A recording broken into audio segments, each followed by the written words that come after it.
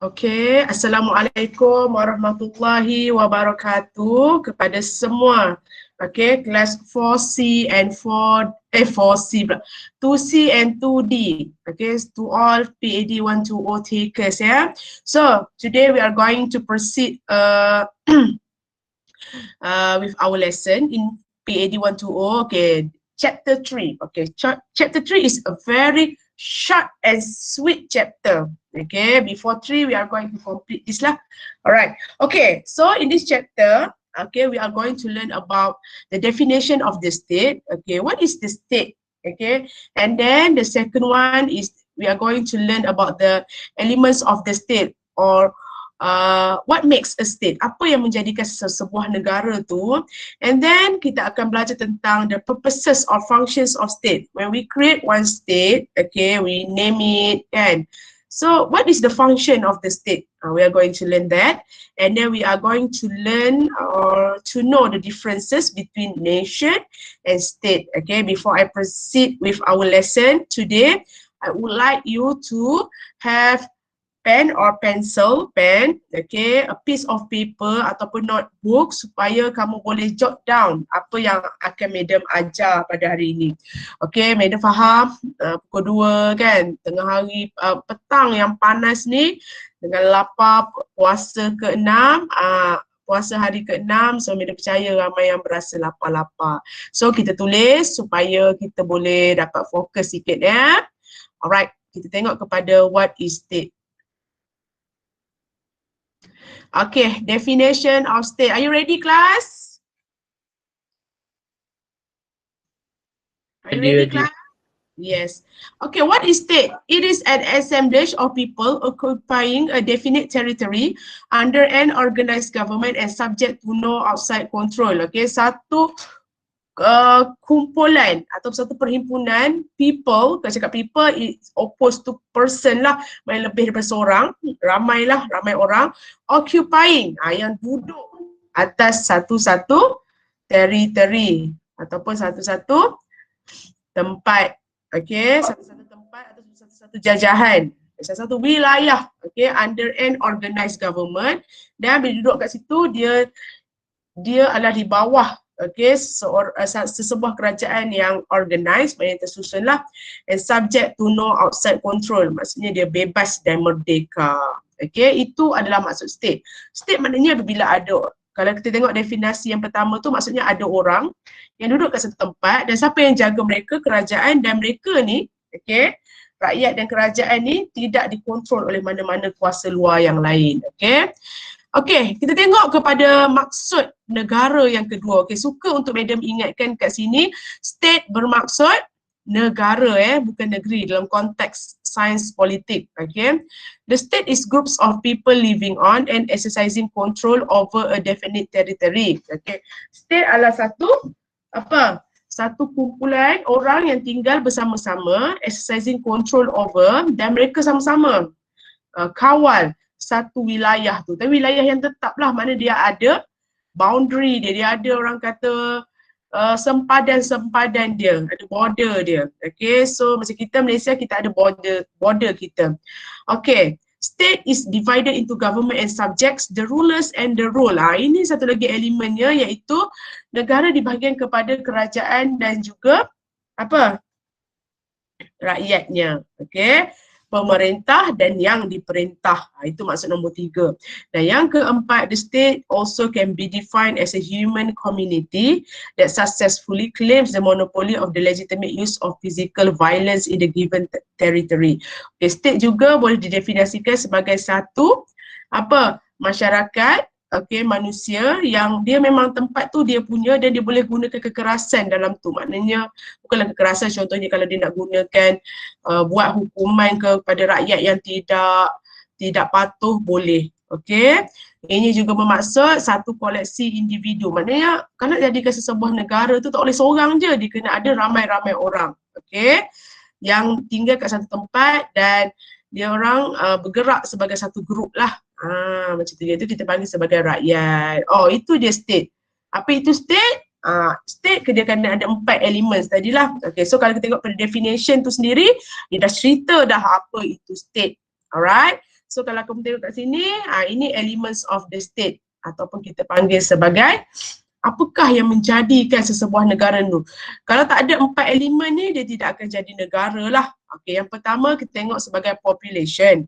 Yang kedua, territory. Yang ketiga, government. Dan yang keempat, sovereignty. Okey. Population ataupun rakyat. Okey, population maksud dia apa? Populasi lah ataupun orang. Okey, ataupun rakyat lah. Okey, ini adalah satu elemen yang sangat-sangat diperlukan untuk menjadikan sesebuah negara tu. Dia mau batuk ya. Okey, tanpa rakyat yang menjadikan sesebuah negara tu takkan ada negara. Maknanya katakanlah ada tempat, tanah besar tapi tak ada orang atas tu. So tak boleh juga jadi negara. Okey, ingat tu. Tetapi population ni mestilah cukup besar supaya boleh menjadikan sesebuah negara. Okay, so there should be a series of family to make a state, not a member of one single family. Ini banyak-banyak keluarga lah. Okay, cuba kamu tengok dekat population ni. The vital statistic. Pada tahun 2018, Malaysia sudah pun mempunyai 32.4 juta rakyat. Okay. Lebih tinggi 4 juta berbanding 2017. Sekarang ni tak silap media dah 32.7 juta ya. So kita dengan kadar, orang kata kadar kesihatan yang okey.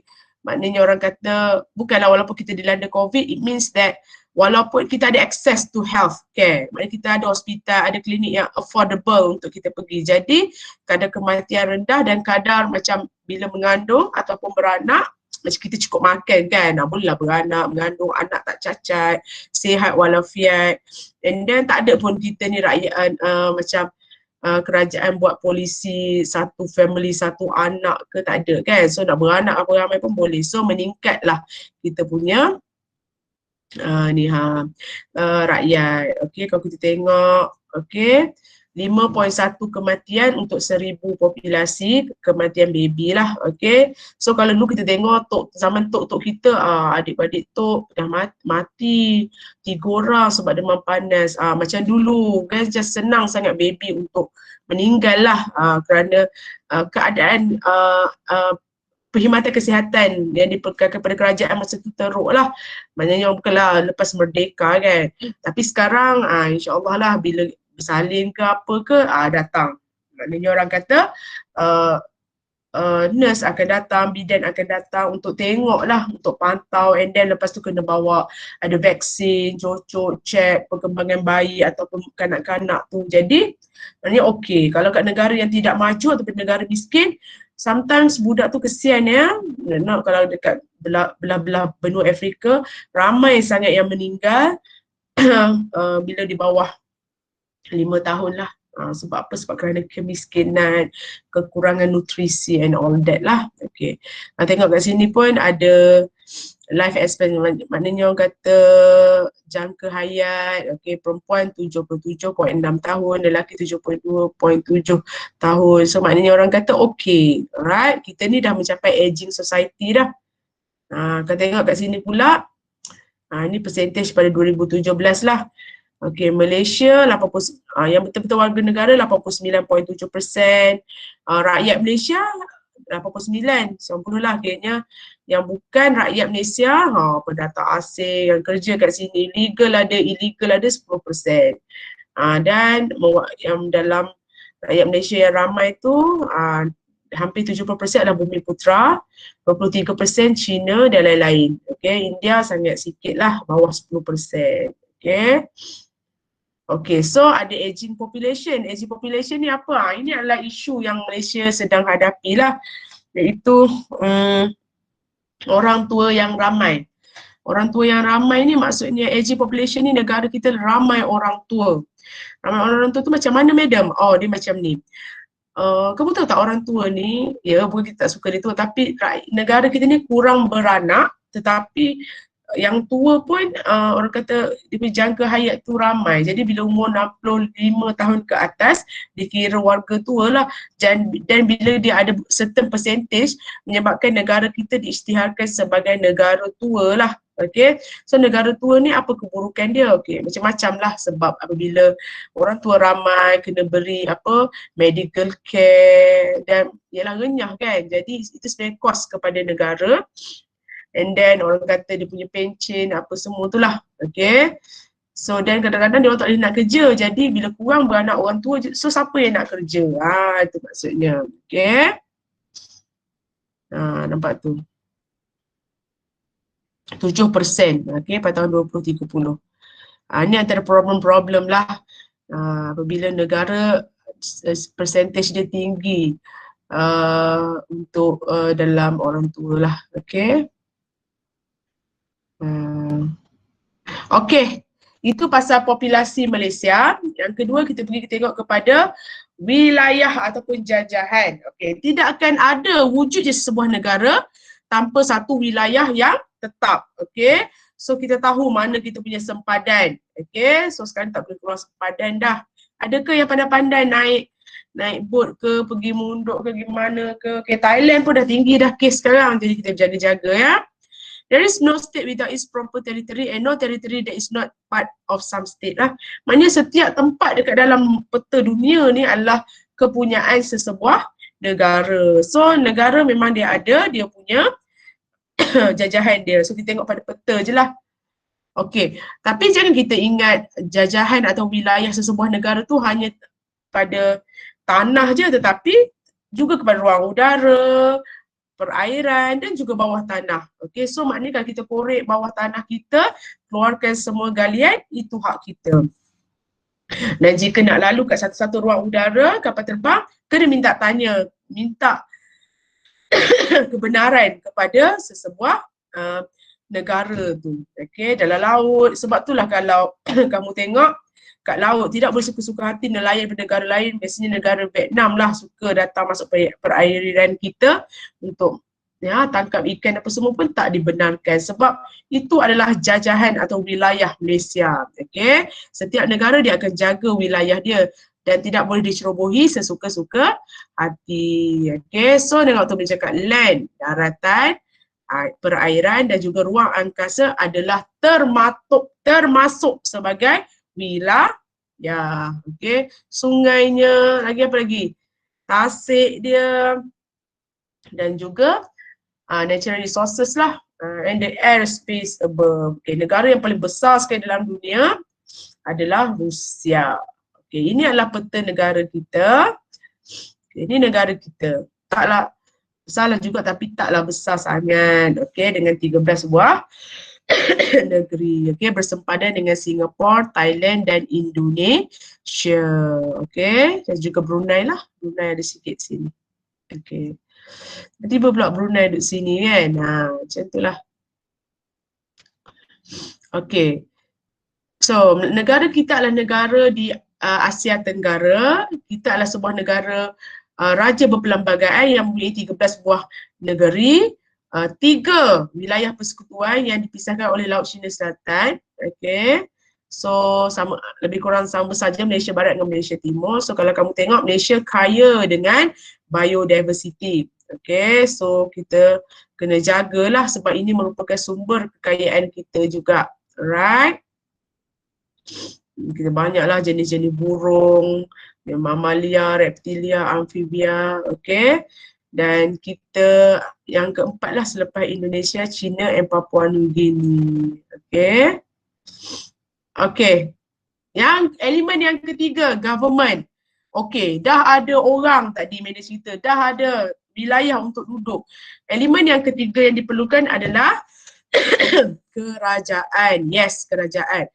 Kalau kita tinggal je, okay, tapi tak ada orang yang susun atur kehidupan kita, tak ada orang buat polisi, tak ada orang buat undang-undang, tidak ada ketua. So rasa macam aimless ataupun tidak ada tujuan hidup je. So kerajaan dibuat supaya, sebab kerajaan je yang boleh membuat undang-undang dan memastikan rakyat ikut.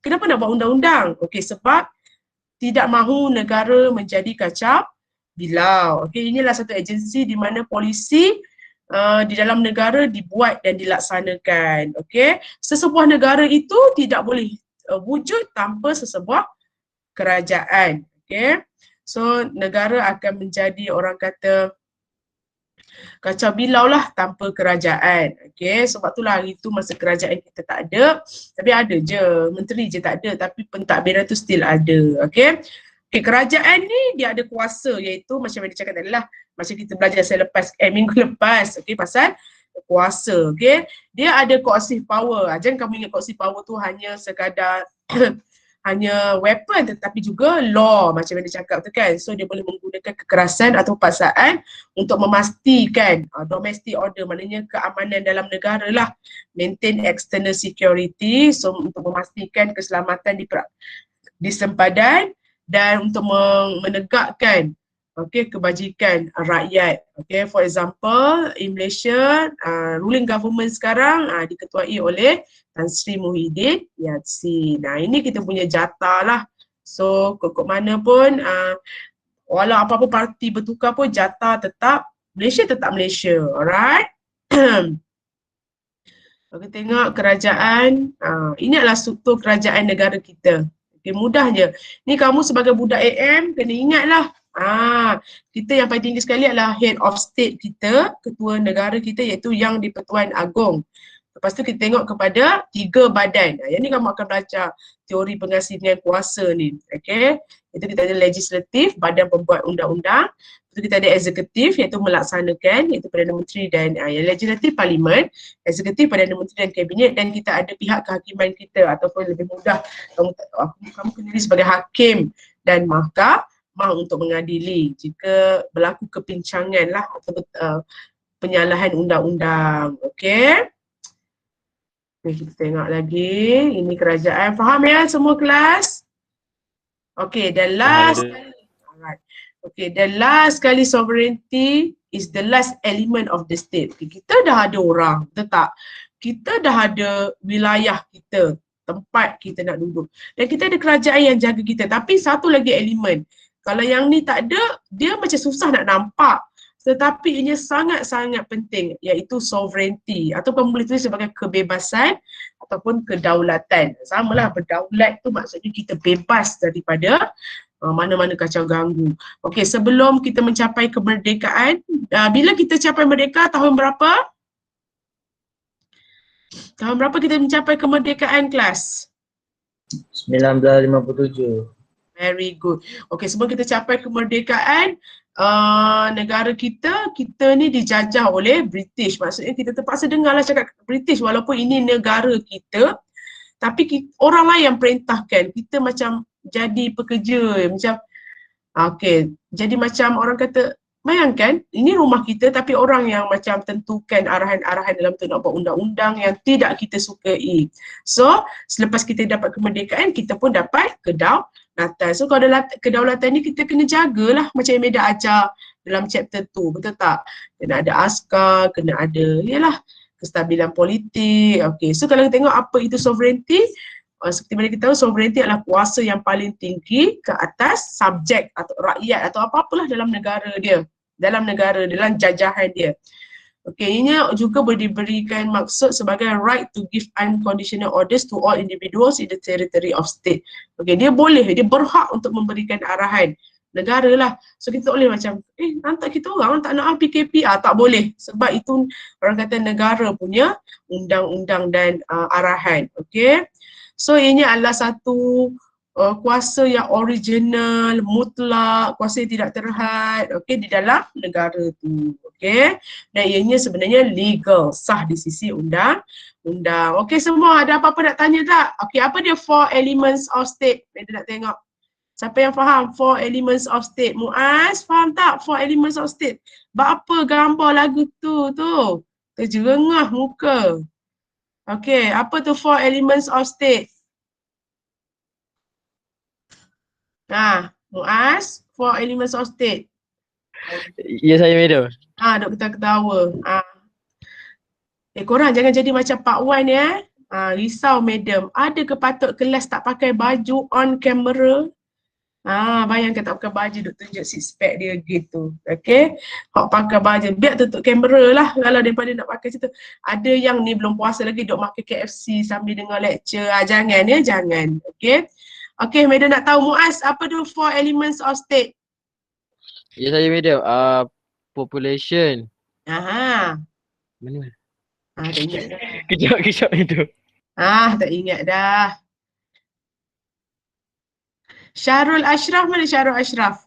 Syarul Ashraf ni bukan MC kita ke? Ya saya madam. Sangat kelakar. Madam beria ketawa. Kamu ni macam selamba je. Baguslah kita suka MC macam tu. Syarul Ashraf. Bukan saja je madam nak muji tu. Nak tanya apa lagi elements of state? Territory. Territory. Okey lagi? Aisyah? Okay, good. Okay, Syarul. Aisyah, apa dia Aisyah? Aisyah mana madam? Aisyah Muhammad. Yang ni. Ya, madam. Elements of state. Government. Government. Okay, Yeah. right. Dan yang last sekali Atikah Jasmi, apa dia? Selamat Muaz. Atikah, apa dia elements of state? Sovereignty. Yes, sovereignty. So itu semua adalah elements of state, ya. Okay, kita tengok kepada purpose of state ataupun functions of state. So dia ada beberapa fungsi sesebuah negara tu. Maknanya dia ada tugasan dia. Bukan kita suka-suka buat negara Malaysia lepas tu kita pun happy-happy. Tak ada ya. Kita ada aims kita ada fungsi kita. So soalan ni pernah keluar pada tahun Disember 2019.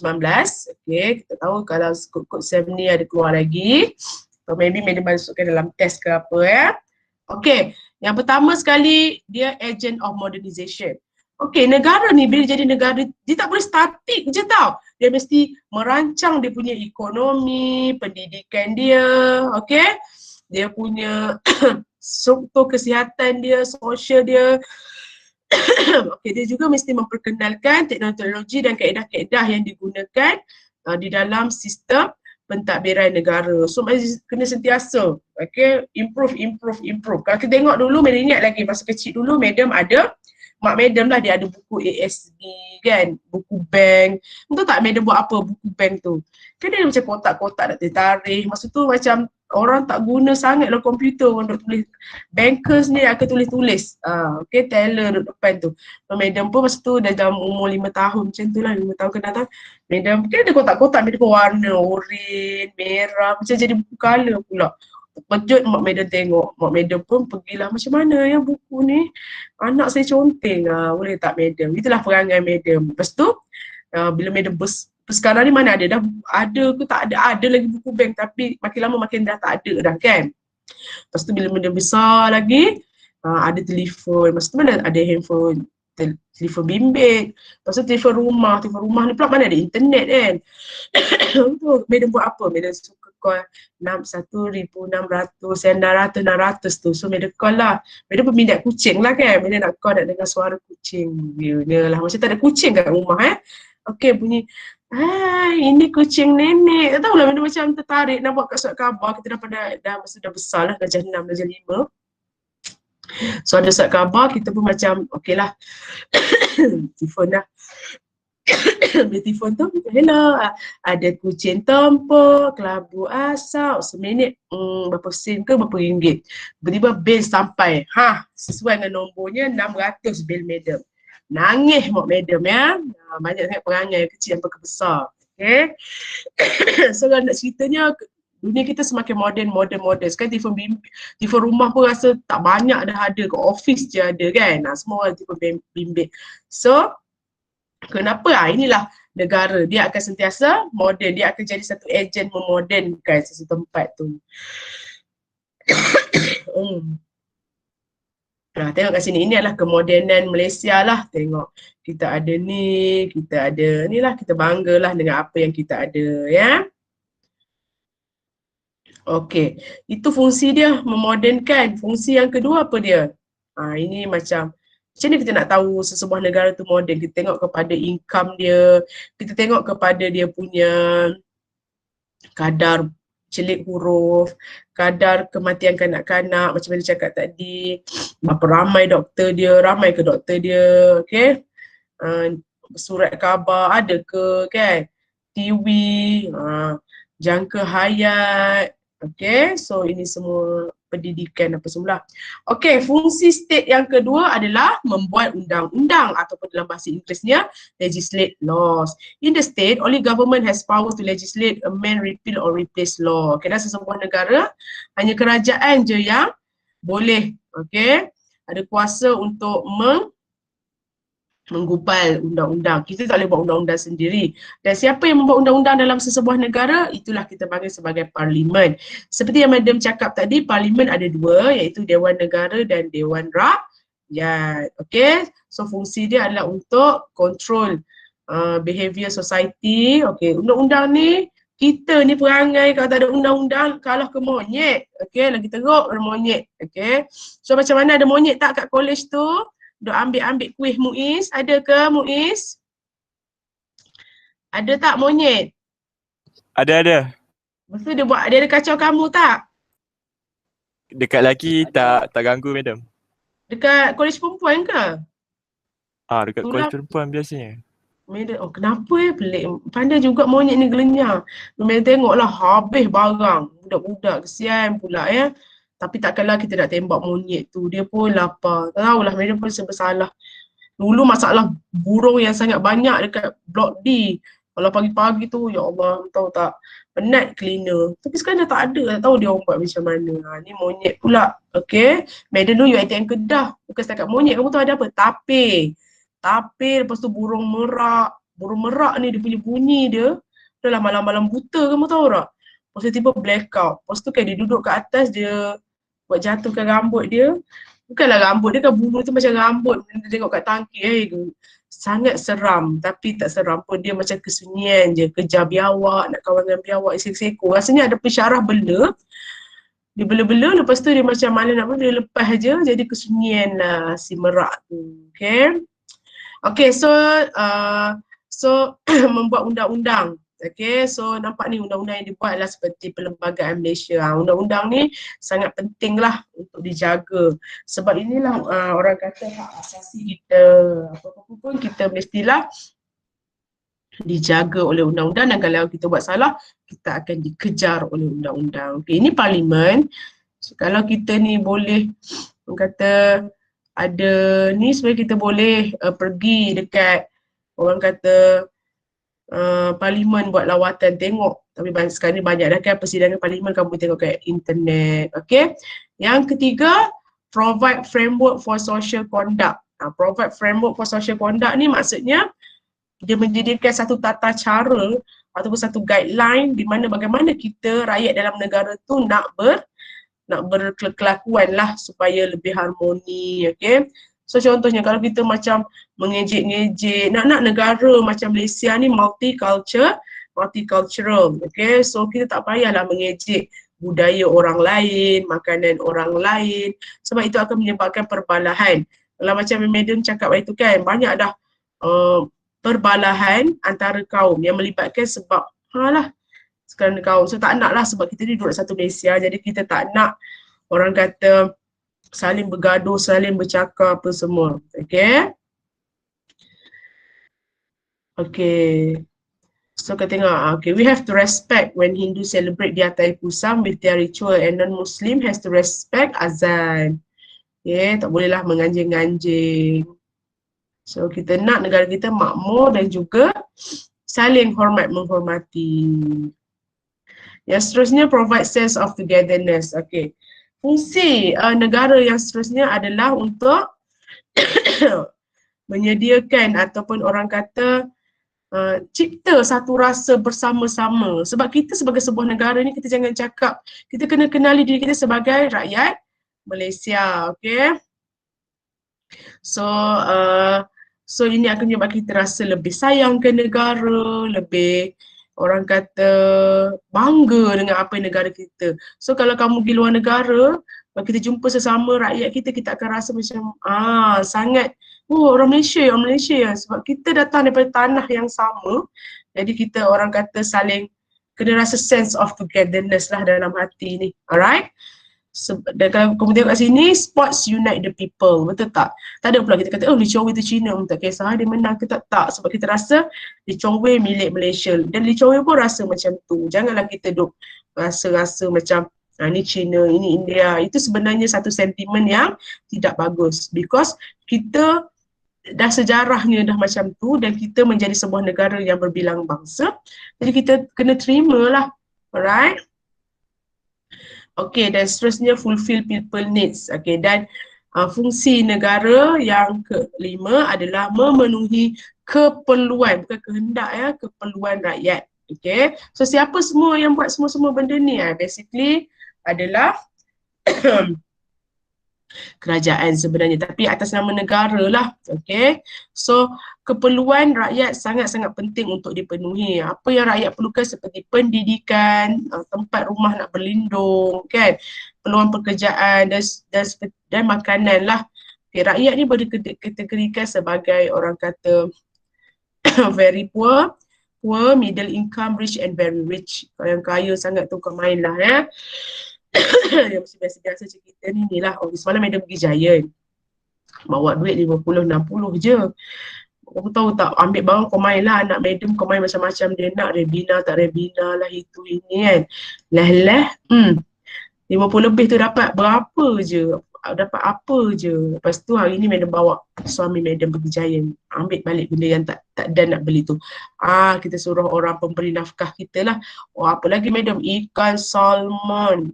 Oh, saya teringin nak makan salad. Saya teringin nak makan buah naga. Dia kena macam tu ya. Jadi penuh lah, taklah penuh macam 1998 ni, 2005 ni. Boleh lah sekali berbeli untuk makan-makan. Biasa-biasa macam 200 tu lah. Okay, Madam jenis suka gejaya dengan anak-anak Madam. Macam tu lah. Alright. Saja suka sambil-sambil cari barang dapur. Lepas tu duk melalut beli benda lain, kerongsang lah, tudung lah. Ya. Kalau kamu tengok, nampak ni Ibit Liu, seorang yang pendakwah yang sangat-sangat. Tengoklah dia tengok pada Sami pun, okay, pun dia tetap orang kata buat baik. So ini yang kita perlukan, buat baik sesama kita, okay, insyaAllah ya. Okay, kita tengok pula, okay, dah nak habis ni.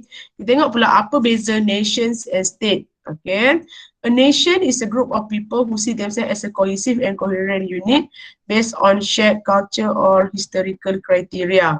Okay, satu kumpulan orang yang dilihat diri dia sebagai satu unit yang bersatu padu dan dia ada orang kata budaya yang dan history yang sama. Okay, dia kongsi. Contohnya macam kita lah nation. Okay.